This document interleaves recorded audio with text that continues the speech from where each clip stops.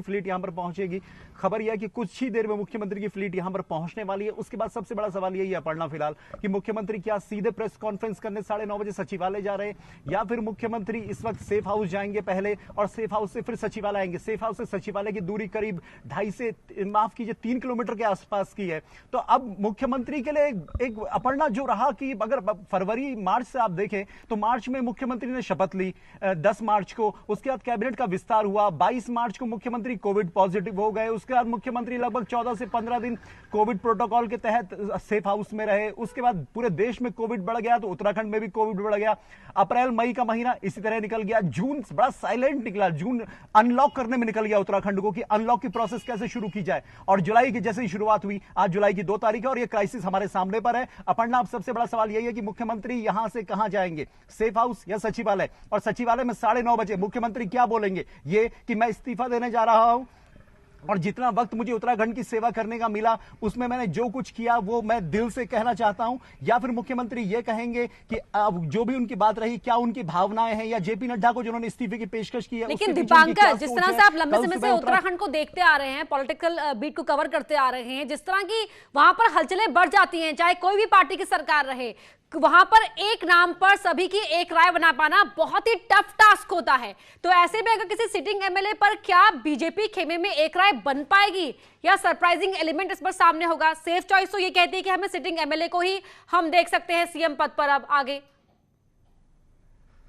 अपर्णा, उत्तराखंड में जिस तरह की स्थिति फिलहाल है, तीरथ सिंह रावत एक संवैधानिक संकट से जूझ रहे हैं कि उन्हें 6 महीने में विधायक बनना था, लेकिन जो संविधान के जो व्यवस्था है उसके हिसाब से नहीं बन पाएंगे। इलेक्शन यहां पर उपचुनाव हो नहीं पा रहा है, कोविड की स्थिति पूरे देश में है, चुनाव आयोग ने अभी कोई स्टैंड स्पष्ट किया नहीं है, यानी साफ है कि मुख्यमंत्री को अपना पद यहां से छोड़ना होगा। इसके बाद बात आती है कि बीजेपी के अंदर जो अभी 56 विधायक हैं उनमें से कौन इस वक्त मुख्यमंत्री का चेहरा होगा। जाहिर तौर पर बीजेपी जिस अनुशासन की बात करती है तो बीजेपी में साफ बात है कि प्रधानमंत्री नरेंद्र मोदी, गृह मंत्री अमित शाह और जेपी नड्डा, ये 3 व्यक्ति जो तय कर देंगे वो हर विधायक को, हर नेता को मानना होगा। वो चेहरा फिर किसी भी नेता का हो सकता है, पहली बात। दूसरी बात ये कि यहां पर बीजेपी ये कहती है कि हमारे पास नेताओं की कमी नहीं है, लेकिन अपर्णा इस वक्त उत्तराखंड बीजेपी के लिए जो सबसे बड़ा चैलेंज है वो ये चैलेंज है कि दूसरे मुख्यमंत्री को बदलने के बाद जी लौटूंगे आपके पास। गरिमा जी यहां पर कुछ कहना चाह रहे हैं। गरिमा जी, देखिए अपर्णा जी, मैं बताना चाह रही हूँ कि आखिर तीरथ रावत बीजेपी की गले की फांस क्यों बने। वो इसलिए बने क्योंकि उनको डैमेज कंट्रोल के लिए लाया गया था।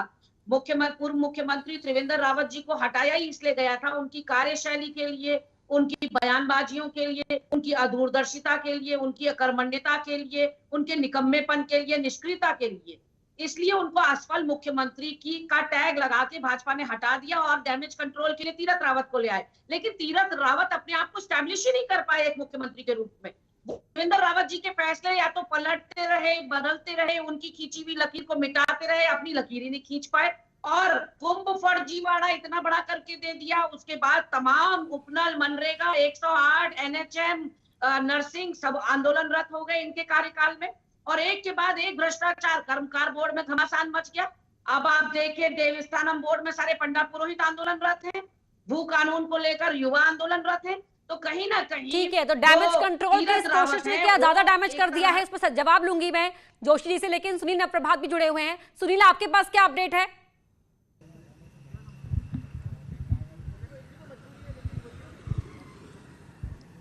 देखिए अपर्णा, अभी सभी मुख्यमंत्री के आने का इंतजार कर रहे हैं और ये बताया जा रहा है कि अब से कुछ देर बाद वो पहुंचने वाले हैं, बीजापुर सेफ हाउस में पहुंचेंगे और उसके बाद 9:30 बजे मीडिया सेंटर में सचिवालय के वहां पर प्रेस कॉन्फ्रेंस होगी। तो अभी इसी बात का इंतजार किया जा रहा है। हम लोग इसी रूट पर खड़े हैं जहाँ से मुख्यमंत्री गुजरेंगे, उनकी फ्लीट गुजरेगी। तो जो बताया जा रहा है कि अब से कुछ देर बाद मुख्यमंत्री यहाँ पहुँच सकते हैं, सेफ हाउस पहुँच सकते हैं। मैं अभी राजभवन के बाहर खड़ा हूँ। जिस तरह से ये बात चल रही थी कि मुख्यमंत्री राजभवन भी जा सकते हैं, तो इसी रूट, ये वही रूट है जहां वो राजभवन जाएंगे। तो हम राजभवन के बाहर खड़े हैं। इसके बाद यही रूट आगे जाकर बीजापुर सेफ हाउस में जाता है और 9:30 बजे अपना 9:30 बजे का सभी को इंतजार रहेगा, क्योंकि तस्वीर 9:30 बजे की प्रेस कॉन्फ्रेंस में बहुत हद तक एक तरह से हम कहें कि पूरी तरह से साफ हो जाएगी। और जो उम्मीद जताई जा रही है, जो आशंका जताई जा रही है कि मुख्यमंत्री प्रेस कॉन्फ्रेंस में ये बात बता सकते हैं कि वो रिजाइन देने जा रहे हैं। अभी तक का उनका कार्यकाल कैसा रहा वो अपनी मंशा इस प्रेस कॉन्फ्रेंस में साफ कर सकते हैं।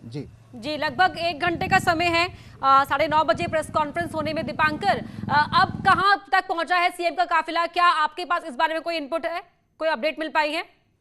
बिल्कुल अपर्णा, जो लोग देहरादून को जानते हैं वो उनका मतलब उनको बता दूं कि जोगीवाला पे मुख्यमंत्री पहुंचेगा। जोगीवाला से अब लगभग 500 मीटर की दूरी विधानसभा की है और विधानसभा से अब यहां से लगभग 5 किलोमीटर मुख्यमंत्री आवास की दूरी है।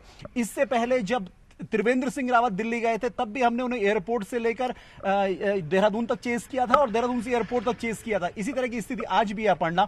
और सबसे अहम बात जो बीजेपी के लिए अब होगी, बीजेपी के लिए सबसे अहम बात होगी कि विधायकों में से ही उन्हें इस वक्त मुख्यमंत्री चुनना होगा। बीच में सांसद बनाए गए, तीरथ सिंह रावत को यहां पर मुख्यमंत्री बनाया गया, लेकिन जिस तरह कोविड देश में चल रहा है अपर्णा, कोविड के हालात में चुनाव आयोग फिलहाल देश के कई राज्यों में उपचुनाव कराने की स्थिति में नहीं है। इसी वजह से तीरथ सिंह रावत पर इतना बड़ा संकट आया है। ऐसे में अब बीजेपी बिल्कुल नहीं चाहेगी कि किसी सांसद को यहां पर लाया जाए, कि हो ना हो अगर आने वाले दिनों में कोविड का तीसरा फेज आता है, कोविड की कोई दूसरी लहर आती है, कोई वायरस और ज्यादा इफेक्टिव होता है, तो हो ना हो इलेक्शन पीछे जाए। और अगर इलेक्शन पीछे जाएंगे तो सांसद जो दूसरे सांसद अगर कोई बनाए जाते हैं तो उनके इलेक्शन में प्रॉब्लम आएगी। इसलिए अब जो भी विधायक होगा बीजेपी के अंदर 56 विधायकों में से वही यहां पर नया मुख्यमंत्री होगा। और जो पूरे समीकरण इस वक्त इशारा कर रहे माफ कीजिए, जो पूरे समीकरण इस वक्त इशारा कर रहे हैं वो इशारा यही है कि कुमाऊं मंडल से उत्तराखंड का बिल्कुल दीपांकर, नंबर की मैथमेटिक्स से कुमाऊं मंडल की ओर इशारा करिए, लेकिन जिस तरह से आपने बताया कि जो बीजेपी की सेंट्रल लीडरशिप है वो जिस नाम पर मोहर लगाएगी उसी पर सबको एक राय बनानी होगी। लेकिन हम लगातार तो यही देखते आए ना कि त्रिवेंद्र सिंह रावत के कार्यकाल में भी 4 साल हम किस तरह का संतोष था वो भले ही ऑन कैमरा नहीं लेकिन ऑफ कैमरा जग जाहिर होता रहा, और कहीं ना कहीं वहां भी सभी वो असंतुष्ट लोग अपना अपना गणित लगाते रहे, जिसका नतीजा ये हुआ कि तीरथ सिंह रावत बतौर मुख्यमंत्री हम सबके सामने आ गए। अब 4 महीने भी गुजर गए। यहाँ कांग्रेस के प्रवक्ता कह रहे कि 4 महीने तो वो जो फैसले थे उन्हें यू टर्न लेने में 4 महीने निकाल दिए उन्होंने। अब आगे क्या? 2022 नजदीक है। बिल्कुल अपर्णा, त्रिवेंद्र सिंह रावत की और तीरथ सिंह रावत की सरकार का अगर फर्क देखें तो उनकी सरकार 4 साल की थी, इनकी 4 महीने की है। त्रिवेंद्र सिंह रावत की 4 साल की सरकार को सिर्फ आप इस